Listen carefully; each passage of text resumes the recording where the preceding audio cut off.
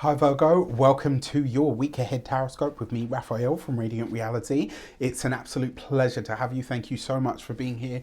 Thank you so much for joining me. Quick note, these readings are for your sun, moon and ascendant sign. So whether you're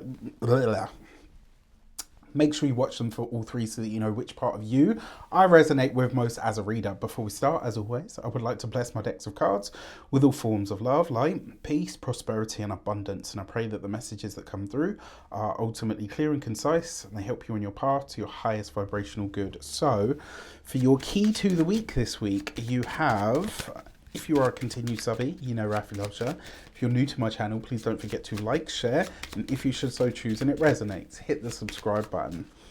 Your key this week is the Wheel of Fortune. Are you ready for a break or a change in your circumstances? Are you ready for a breakthrough? Are you ready for a miracle? I can't remember what that was from. As Hercules. Yeah, so jokes aside, are you ready for some luck? Are you ready for some change? Are you ready for a little bit of a breakthrough? Remember, whenever the Wheel of Fortune shows up, it usually suggests that your luck, your situation is about to change. In all of these different areas of your life, you're about to have a moment where you kind of look at things and say, okay, this is not how it started, right? So I actually really like the Wheel of Fortune. It's one of my favorite cards, not just because it's supposed to be lucky, but because it represents change. And it's usually the breaking away from or the moving away from a situation that has been stagnant in some way. So in all of these different areas of life, have you felt a stagnancy? Let me know in the comments. This week, you're likely to see some movement. For your actions and options, you've got the Seven of Wands. So look, there is a change here, but this might be a change that you have to lead. It might be because the Seven of Wands it's in a lot of ways, the Seven of Wands is about standing your ground, having that it's about standing your ground. It's about having that moment where you kind of say to yourself, you know what, I'm not doing this anymore. It's also where you defend your viewpoint because you know yourself to be in the right. Where you've had to defend yourself, suddenly things become that much more not pertinent, but that much, it's going to become that much more clearer, that much clearer to you that actually, you know what, I'm going to stick to my viewpoint because this is what I believe, right? I'm not going to allow anything or anyone to shift me from that. The options that are available to you this week are to stand up for yourself, right? To put your money where your mouth is, as the saying goes. For your communications and conversations, you've got the Nine of Cups. Love this, especially if you've been waiting on certain things like paperwork, documentation, especially where this is like for things like applications, where it's documents to say that you can do or that you can travel or something like that. Wherever you've been waiting for things like that, this bodes very, very well because it means that whatever you've been waiting for or hoping for, your wish will be fulfilled. Now, with the Nine of Cups here, and it also, this is a great card for communication because it's easy communication. When it comes to the Nine of Cups with the Seven of Wands, you standing your ground has the desired effect. You don't have to get into a full-on argument. It's enough that you're putting a boundary to say, hey, listen, no, this is not cool. When it comes to those of you that are studying or in some form of academia, I really like this for you putting together or putting forward a very new or very novel way of looking at things that sees people paying attention to what you've created. And ultimately, that's, you know, really what we all want, isn't it? Is to be seen in some regard. When it comes to those of you that are employed by somebody else, your Nine of Cups, especially where bosses are concerned, right? Where maybe you've put a lot of hard work and effort in, where maybe you've been sort of the person that stood on one side of everything with everybody else clumped together, all agreeing that you're wrong. And it's like through standing your ground this week, you're going to be sort of vindicated in some way.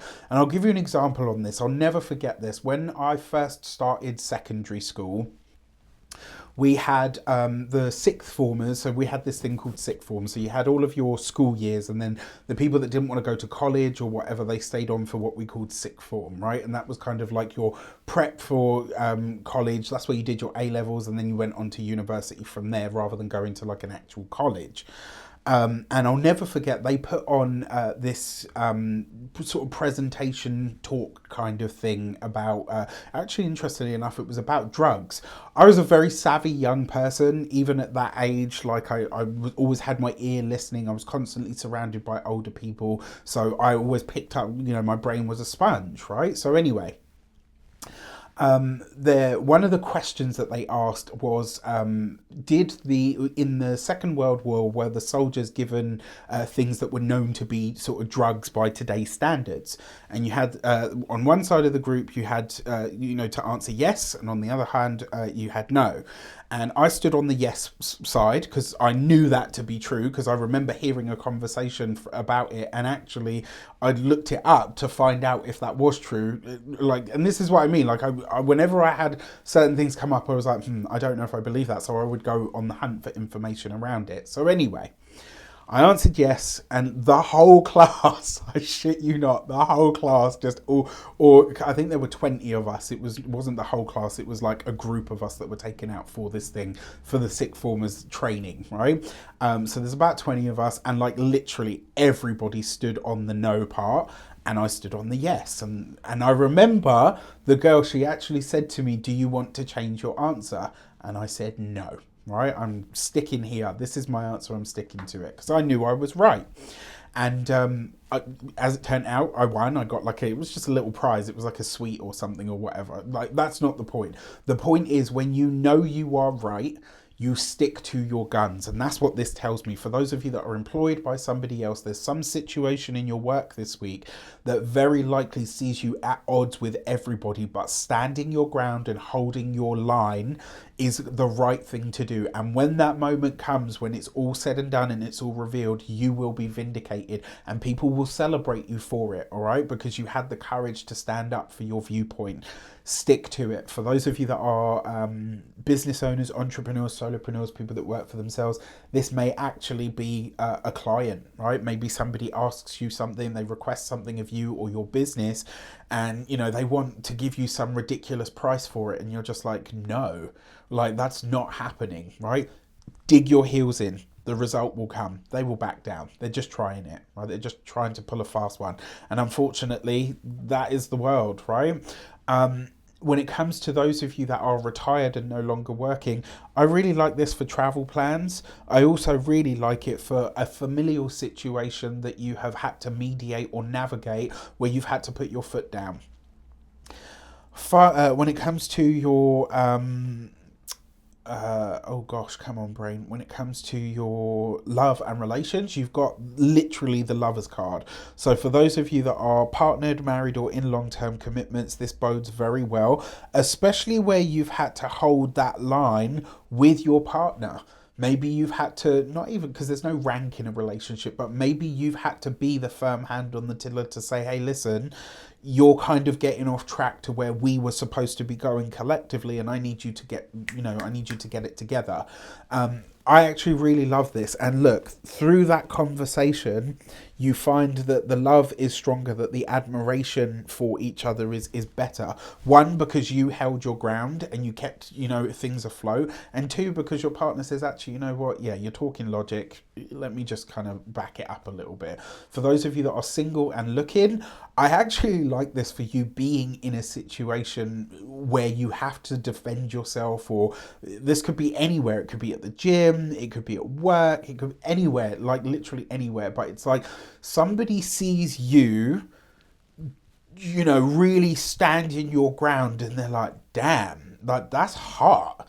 Right? Like, they see you just really kind of, not budging an inch, and I'm here for it. Like, hey, for for your money and materials, you've got the Knight of Cups. So this could be a financial offer that comes in.